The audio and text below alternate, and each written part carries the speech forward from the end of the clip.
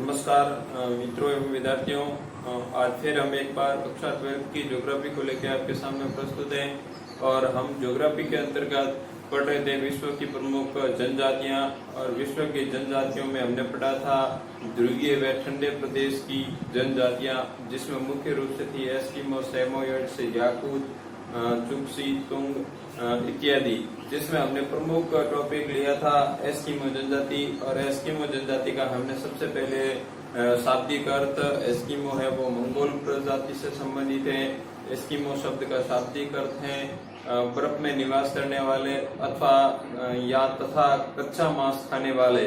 उसके बाद हमने एस्किमो जनजाति के लोगों की शारीरिक संरचना का अध्ययन किया था। शारीरिक संरचना के बाद एस्किमो जनजाति का निवास क्षेत्र है, और निवास क्षेत्र में मैंने आपको मानचित्र के माध्यम से स्पष्टीकरण करवाया था कि अलास्का से लेके बेरिंग जलडुंगरू तक मुख्य रूप से उत्तरी ध्रुव यानी टुंड्रा प्रदेश में एस्किमो निवास करती हैं। मुख्य रूप से अलास्का, उत्तरी कनाडा, ग्रीनलैंड, स्कैंडिनेविया जिसे यानी नॉर्वे, स्वीडन और फिनलैंड का मध्यवर्ती क्षेत्र और उत्तरी साइबेरिया, इसमें एस्किमो जनजाति निवास करती है।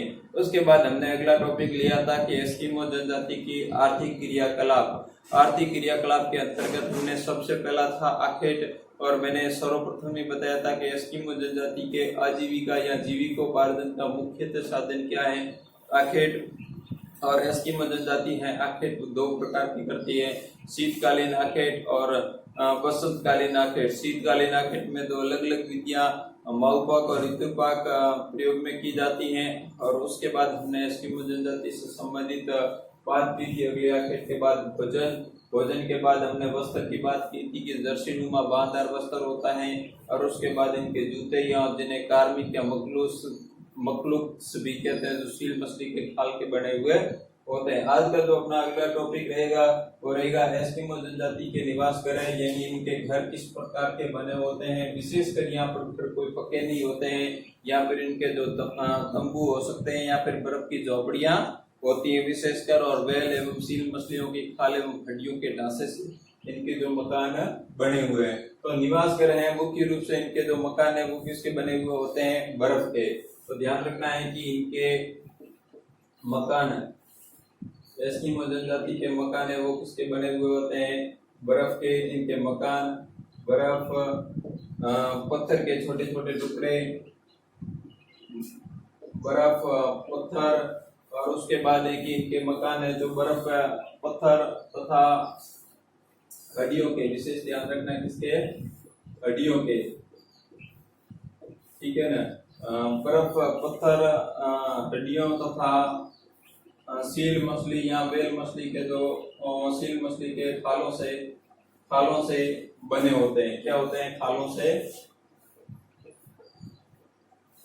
बने होते हैं।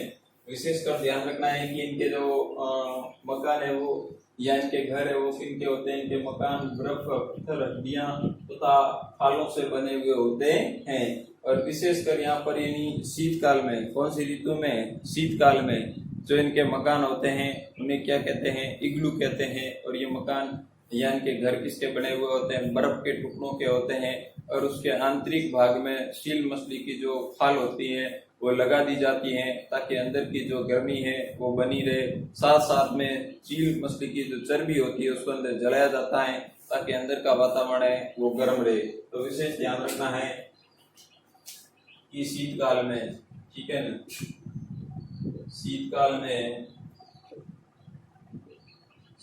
में बनाए जाने वाले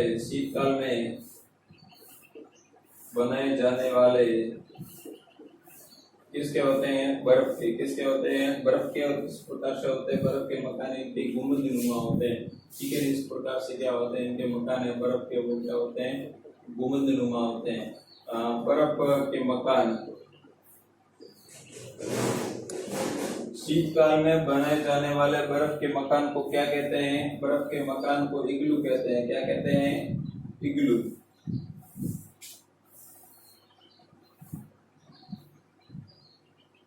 इग्लू, बर्फ के मकान को इग्लू कहते हैं। फिर विशेष ध्यान रखना है। क्या कहते हैं, बर्फ के मकान को क्या कहते हैं, इग्लू कहते हैं। और 5-6 फीट भूमिगत और 1-2 फीट भूमि के ऊपर बेल, मछलियां, लकड़ियां आदि के ढांचे से बने हुए और इनके जो झुपड़ी नुमा आकृति का घर होता है उसे क्या कहते हैं, कर्मक कहते हैं। क्या कहते हैं, कर्मक। तो इसका भी विशेष ध्यान रखना है कि इग्लू और कर्मक। अगला है 5-6 फीट भूमिगत का मतलब क्या होगा, भूमि के अंदर 5-6 फीट भूमिगत, 5-6 फीट भूमिगत व 2-3 फीट ऊपर, ठीक है ना, यानी 5-6 फीट जमीन के अंदर और 2-3 फीट भूमि के ऊपर उठे लकड़ी व वेल की हड्डियों, ठीक है नहीं, पहले मछली के हड्डियों के ढांचे से बने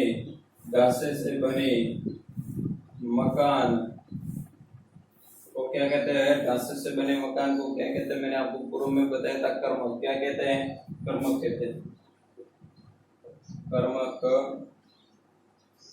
कहते हैं, ठीक है। यहाँ से बढ़िया प्रश्न बन सकता है कि इग्लू किसे कहते हैं, तो ध्यान रखना कि एस्किमो जनजाति है जो शीतकाल में बर्फ के मकान बनाते हैं उसे क्या कहते हैं, इग्लू। कर्मक किसे कहते हैं, एस्किमो जनजाति द्वारा 5-6 फीट भूमिगत 2-3 फीट भूमि के ऊपर उठे हुए लकड़ी और मछलियों के जो हड्डियां होती हैं उनके ढांचे से बने हुए घर होते हैं उसे क्या कहते हैं, कर्मक कहते हैं।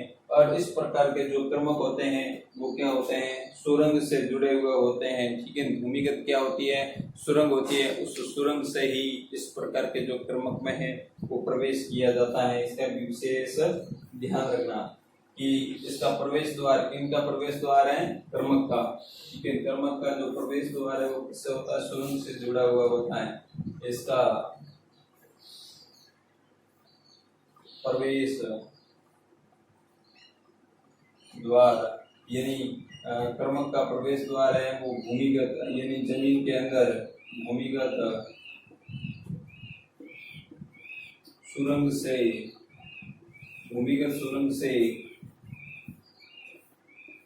जुड़ा होता है, भूमिगत सुरंग से जुड़ा होता है। आप यहाँ पर जो चित्र के माध्यम से देख सकते हैं कि यहाँ पर ये जो एस्किमो जनजाति के द्वारा बर्फ का बना हुआ घर है, इग्लू, एक तरफ देख सकते हैं जमीन से ऊपर उठा हुआ और ये समस्त बर्फ की टुकड़ियों से जुड़ा हुआ है। उसके बाद है कि यहाँ पर अगला है कि कर्मक है वो सुरंग से जुड़ा हुआ होता है। और मुख्य रूप से यहाँ पर ये गर्मियों के समय, कौन से ऋतु में, ग्रीष्म काल के समय शिकार के लिए जब बाहर निकलते हैं उस समय ये तंबू का भी प्रयोग करते हैं, ये भी ध्यान रखना। तो ग्रीष्म काल में मुख्य रूप से क्या करते हैं, तंबू का प्रयोग करते हैं ग्रीष्म काल में।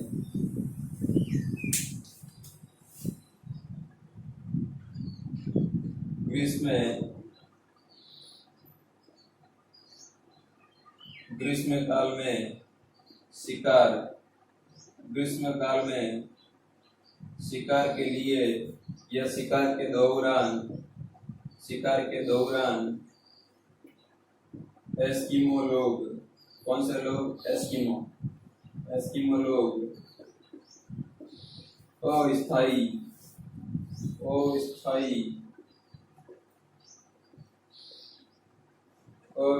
तंबू का प्रयोग भी करते हैं, अस्थायी तंबू का प्रयोग भी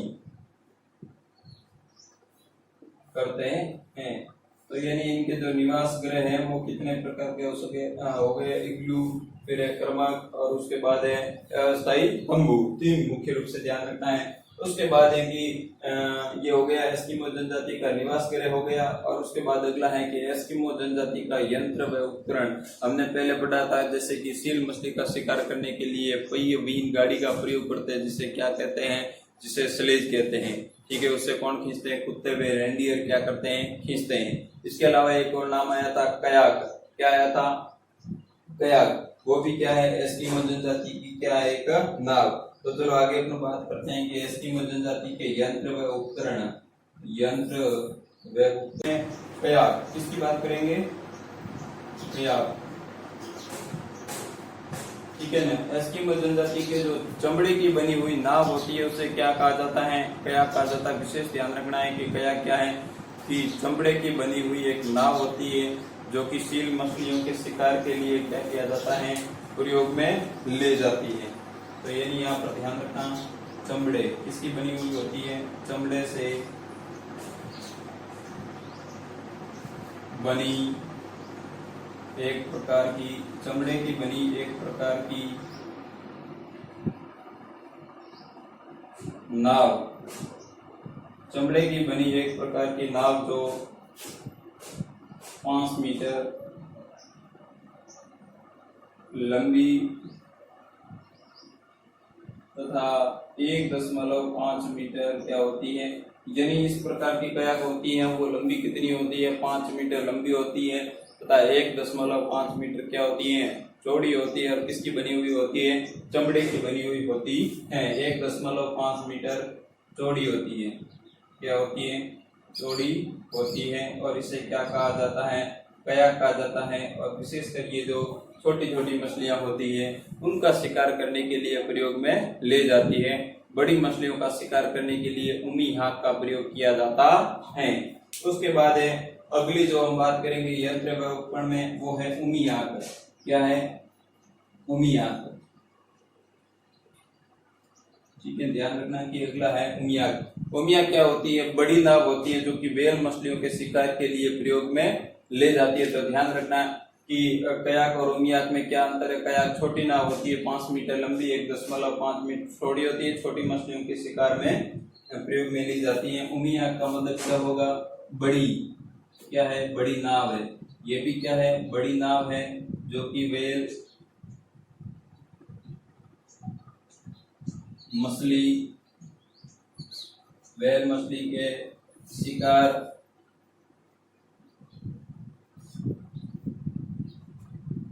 के लिए प्रयोग की जाती है, शिकार के लिए प्रयोग की जाती है। तो सामान्य अंतर है कि यहाँ पर कयाक क्या है, चमड़े की बनी छोटी नाव 5 मीटर लंबी होती है, 1.5 मीटर चौड़ी होती है और छोटी मछलियों के शिकार के लिए इसका प्रयोग किया जाता है। उमियाक क्या है, बड़ी नाव है जो व्हेल मछलियों के शिकार के लिए प्रयोग में की जाती है। उसके बाद एस्किमो जनजाति का एक महत्वपूर्ण उपकरण है जिसे कहते हैं हार्पून। क्या कहते हैं, हार्पून। और हार्पून इस प्रकार का क्या होता है, एस्किमो जनजाति का एक भालेनुमा हथियार होता है जो कि आगे से किस प्रकार का होता है, नुकीला होता है, पीछे से जो रस्सी से कनेक्ट होता है। जैसे ही एस्किमो जनजाति इस हार्पून से वार करता है तो सील मछली का शिकार कर देता है। फिर पीछे बंधी हुई रस्सी होती है, उस रस्सी की सहायता से ये क्या करते हैं, वापस अपने पास खींचते हैं। जैसे कि कल हमने टॉपिक पढ़ा था बसंतकालीन आखेट, और जहाँ पर मऊपोक यानी प्रतीक्षा करना एक प्रक्रिया आई थी, उसमें था कि एस्किमो जनजाति क्या करता है कि जैसे ही सील मछली श्वास लेने के लिए बर्फ के क्षेत्र में बाहर आती है और हड्डी का टुकड़ा रखा हुआ होता है वह हिलता है, जैसे ही एस्किमो क्या करता है, हार्पून भाले से वार करता है। तो वही उपकरण या यंत्र है, क्या है, हार्पून। तो विशेष ध्यान रखना है कि सील मछलियों, कौन सी मछलियों के, सील, ठीक है,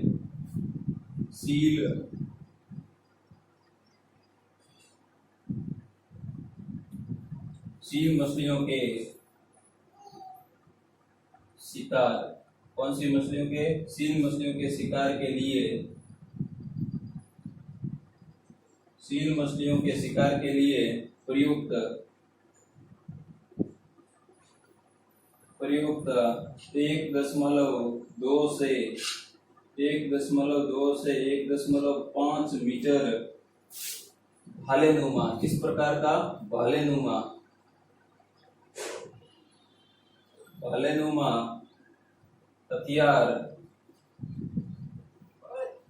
हथियार होता है जो रस्सी से क्या होता है, जो रस्सी से बंधा होता है, जो रस्सी से क्या होता है, बंधा होता है। ठीक है, विशेष ध्यान रखना है कि एस्किमो जनजाति का जो हार्पून क्या है, सील मछलियों के शिकार के लिए प्रयुक्त किया जाने वाला 1.2 से 1.5 मीटर लंबा भालेनुमा हथियार। इनका जो उपकरण या यंत्र आप कह सकते हो जिनका नाम है स्लेज। क्या है, स्लेज। तो मुख्य रूप से एस्किमो जनजाति का जो पहिए बीन का मतलब क्या होगा, इस प्रकार की जो उनकी गाड़ी होती है उनके पहिए नहीं होता है। तो विशेष ध्यान रखना है कि एस्किमो जनजाति की पहिए विहीन गाड़ी जो कि बर्फ पर चलती है, जिसे कुत्ते व रेंडियर क्या करते हैं, खींचते हैं, जिसे क्या कहते हैं, स्लेज कहते हैं। इसका विशेष ध्यान रखना कि बर्फ पर चलने वाली, ठीक है ना, बर्फ पर चलने वाली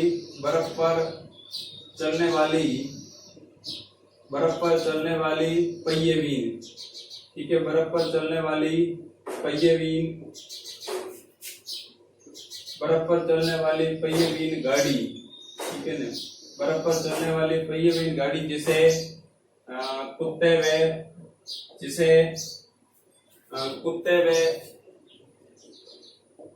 कुत्ते व यदि यहाँ पर कुत्तों का झुंड होता है, क्या होता है, झुंड, कुत्ते व रेंडियर, ठीक है, रेंडियर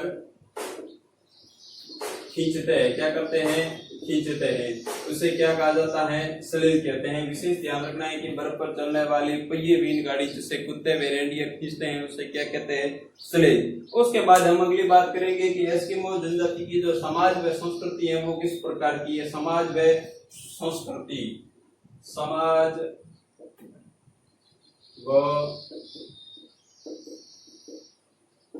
संस्कृति, और मुख्य रूप से एस्किमो जनजाति के लोग हैं वो क्या रहते हैं, छोटे छोटे समूह के अंतर्गत रहते हैं। तो इसका विशेष ध्यान रखना कि एस्किमो जनजाति के लोग हैं वो छोटे छोटे समूह में रहते हैं और पितृवंशीय होते हैं, क्योंकि यहाँ पर पितृवंश का मतलब क्या होगा, यानी इनके समाज में जो प्रधान होता है वो कौन होता है, पितृ। यद्यपि ऐसी कई जनजातियां हैं जो मातृवंशीय, जबकि एस्किमो जनजाति है वो किस प्रकार की है, पितृवंशीय। तो ध्यान रखना कि छोटे छोटे,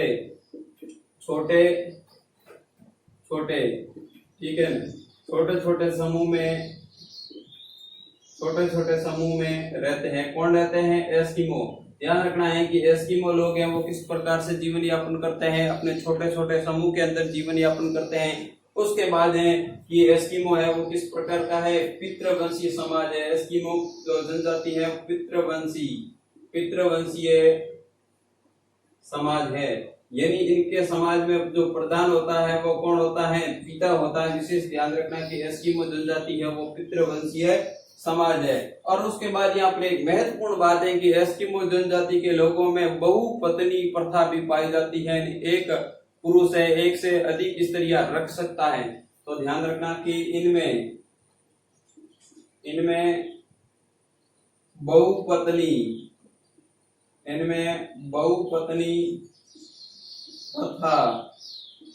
बहुपत्नी प्रथा प्रचलित है, यानी एस्किमो जनजाति के लोग हैं वो एक से अधिक स्त्रियों को रख सकते हैं। तो ध्यान रखना कि इनमें बहुपत्नी प्रथा भी प्रचलित है, पितृवंशीय समाज है, और मुख्य रूप से इनके उत्सव एवं त्योहार है वो कौन सी ऋतु में मनाए जाते हैं, ग्रीष्म ऋतु में, क्योंकि शीत ऋतु में यहाँ पर हिम झंझाओं या हिम की आंधियां प्रवाहित होती है, इसी कारण इनके उत्सव व त्योहार होते हैं और ग्रीष्म ऋतु में क्या किए जाते हैं, मनाए जाते हैं। तो ध्यान रखना कि ग्रीष्म काल में, कौन से काल में, ग्रीष्म काल में उत्सव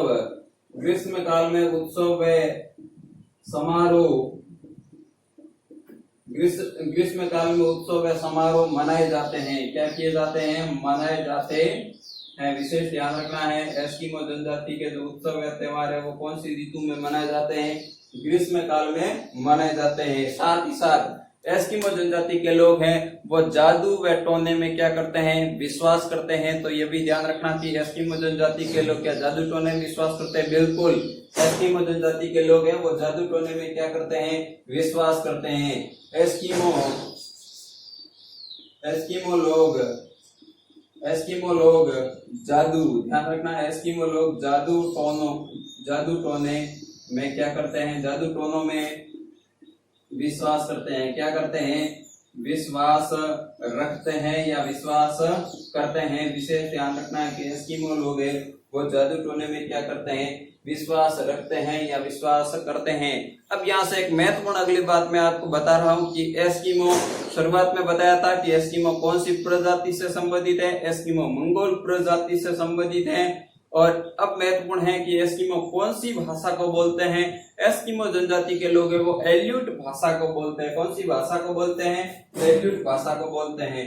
एस्किमो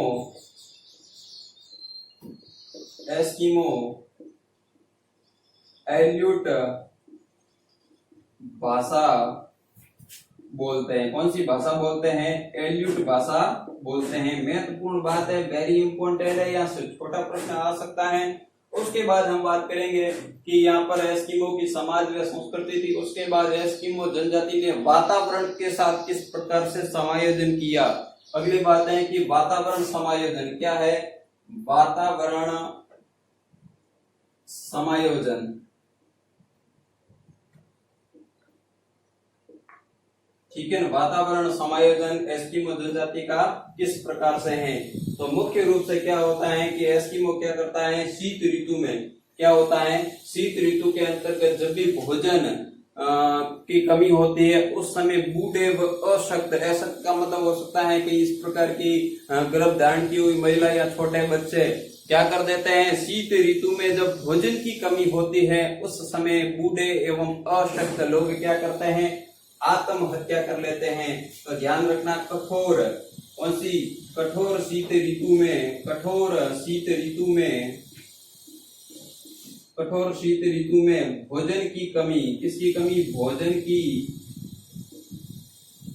कमी होने पर, यानी कठोर शीत ऋतु में जब भोजन की कमी होने पर बूढ़े, एस्किमो लोग जो बूढ़े होते हैं, बूढ़े व अशक्त, यानी जो अपना पेट नहीं भर पाते हैं, अशक्त व्यक्ति क्या कर देते हैं, आत्महत्या कर लेते हैं। ये वातावरण के साथ क्या कर रहे हैं, इस प्रकार से एस्किमो की एक विशेषता है कि आत्महत्या करते हैं। क्या करते हैं? आत्महत्या करते हैं, ठीक है। ये इनके क्या है, जो कठोर शीत ऋतु में भोजन की कमी होने पर क्या कर देते हैं, आत्महत्या कर लेते हैं। विशेष ध्यान रखना है। उसके बाद अगली बात हम करेंगे यहाँ पर वातावरण समायोजन। किसकी बात करेंगे? वातावरण समायोजन की, कि एस्किमो जनजाति के लोग हैं वो वातावरण के साथ किस प्रकार से समायोजन करते हैं। वातावरण समायोजन, क्योंकि विभिन्न प्रकार की परिस्थितियां होती हैं, उस परिस्थितियों के अनुसार एस्किमो लोग क्या करते हैं, अपने आप को जो वातावरण के साथ ढाल देते हैं। जैसे कि हिम, ठीक है, हिम पर अपन कह सकते हैं कि पहिए वाली गाड़ी नहीं चल सकती है, तो एस्किमो ने क्या किया, पहिए विहीन गाड़ी का क्या कर लिया, प्रयोग कर लिया। यह वातावरण के साथ उन्होंने क्या किया, अनुकूल या समायोजन स्थापित किया।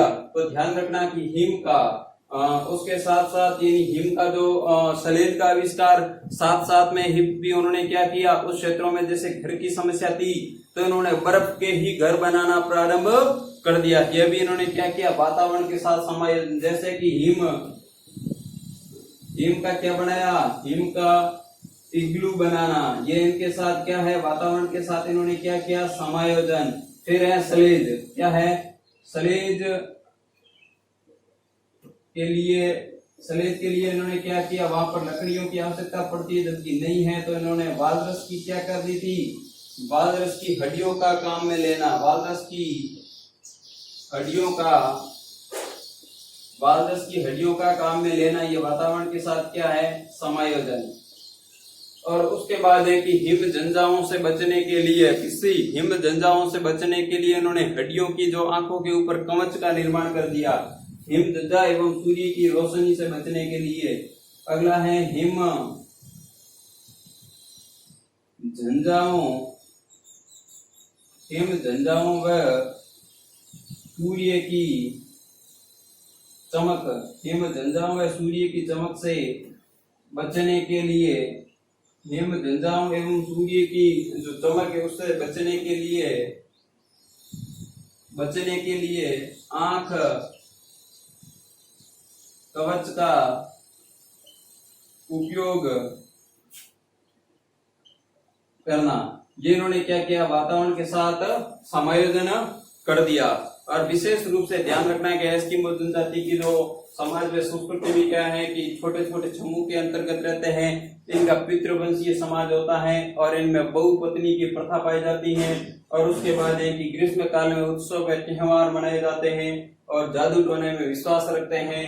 और विभिन्न प्रकार की परिस्थितियां, ठंडे मौसम या ठंडी परिस्थितियों के शीत ऋतु में क्या करते हैं, बूढ़े व अशक्त लोग हैं, आत्महत्या करते हैं। उसके बाद है वातावरण समायोजन, क्या है, वातावरण, हिम का इग्लू, जैसे कि हिम का जो घर बना हुआ होता है उसे इग्लू, सलेज के लिए जैसे कि बालरस की हड्डियों का प्रयोग, फिर हिम झंझा हुआ सूर्य की चमक से बचने के लिए क्या करते हैं, आंखों के ऊपर कवच का प्रयोग करते हैं। अब अगला आप टॉपिक कहेंगे कि वर्तमान में आधुनिक वातावरण के साथ एस्किमो जनजाति के लोग हैं वो किस प्रकार से अपना जो संपर्क में आए, जैसे कि वर्तमान में उन्होंने हार्पून की जगह आधुनिक जो अपने बंदूकें हैं उनका प्रयोग में लेना, या फिर स्लेज की जगह सनु स्कूटर का प्रयोग में लेना। तो चलो आगे फिर बात करते हैं कि आधुनिक जो वर्तमान का सड़क है वो किस प्रकार से है।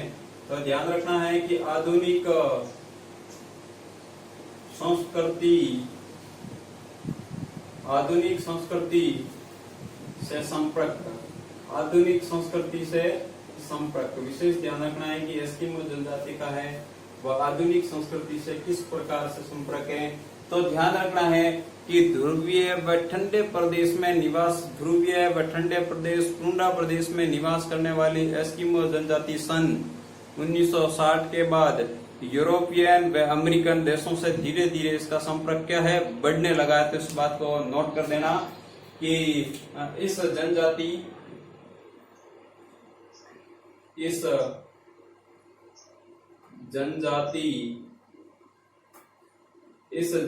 का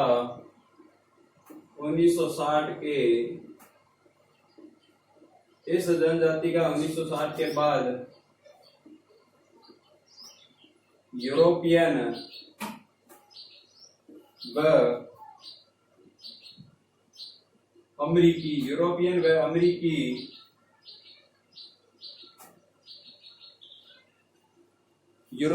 अमेरिकन लोगों से संपर्क बढ़ने लगा है। ठीक है, विशेष ध्यान रखना है कि सन 1960 के बाद है इनका संपर्क है वो यूरोपियन देशों से क्या हुआ है, बढ़ने लगा है। उसके बाद है ये क्या करते हैं, वर्तमान में लोहे या आग्नेय अस्त्र व बंदूकों का प्रयोग भी करते हैं। ये लोग लोहे के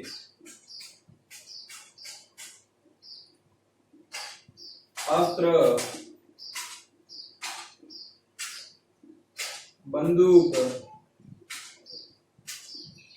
आदि प्रयोग करने लगे हैं। ठीक है, ये लोग हैं वो लोहे के अस्त्र व आग्नेय आदि का प्रयोग करने लगे हैं। लोहे के अस्त्र या बंदूक या अपना आग्नेय अस्त्र कह सकते हैं, इनका प्रयोग करने लगे हैं। उसके बाद है ये लोग क्या करते हैं, कयाक के स्थान पर मोटर चालित नाव का प्रयोग भी करने लगे हैं, जो कि आधुनिक संस्कृति से इन्होंने सीखा है। कयाक के स्थान पर मोटर चालित नाव का प्रयोग करना ये इन्होंने क्या किया था, आधुनिक संस्कृति से सीखा था। साथ ही साथ जो स्लेज बिना पहिए की गाड़ी थी उसके स्थान पर स्नो स्कूटर का प्रयोग भी करना, यह भी इन्होंने आधुनिक संस्कृति से सीखा है। स्लेज के स्थान पर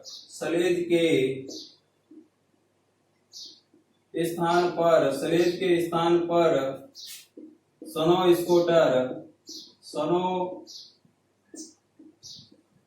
स्कूटर का प्रयोग। ठीक है, स्लेज के स्थान पर किसका प्रयोग करना है, स्नो स्कूटर का प्रयोग करना। इस प्रकार लगता है कि वर्तमान में अमेरिकी सरकार के सहयोग, कनाडा सरकार के सहयोग से इन्होंने आधुनिक सभ्यता या संस्कृति में काफी अपने जीवन को ढाल दिया है। लगता है कि 21वीं सदी के अंतर्गत है एस्किमो जनजाति का जो परिवेश या समाज व संस्कृति है वो एकमात्र इतिहास बन के रह जाएगा और धीरे धीरे इस क्षेत्रों में जनसंख्या बढ़ने के कारण टुंड्रा प्रदेश पर प्रतिकूल प्रभाव भी पड़ रहा है। धन्यवाद, कल अपन पढ़ेंगे।